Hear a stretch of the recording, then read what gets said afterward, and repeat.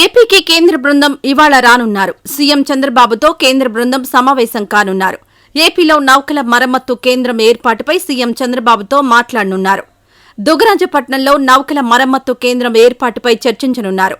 ఇవాళ మే 13న ముఖ్యమంత్రి చంద్రబాబు నాయుడు ఆయా కార్యక్రమాల్లో పాల్గొంటారు. ఈ మేరకు సీఎం చంద్రబాబు షెడ్యూల్ బిజీగా ఉండనుంది.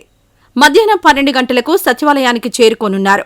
12 గంటలకు ఆదాయార్జన శాఖలపై సమీక్షా సమావేశం నిర్వహించనున్నారు. 3 గంటల 45 నిమిషాలకు వ్యవసాయ అనుబంధ రంగాలపై సమీక్షించనున్నారు. సాయంత్రం 6:30 గంటలకు సచివాలయం నుంచి హైకోర్టు చీఫ్ జస్టిస్ నివాసానికి ముఖ్యమంత్రి చంద్రబాబు వెళ్లనున్నారు. 7 గంటలకు చీఫ్ జస్టిస్తో మర్యాదపూర్వకంగా భేటీ కానున్నారు. 7 గంటల 40 నిమిషాలకు తిరిగి ఉండవల్లి నివాసానికి ముఖ్యమంత్రి చంద్రబాబు చేరుకోనున్నారు.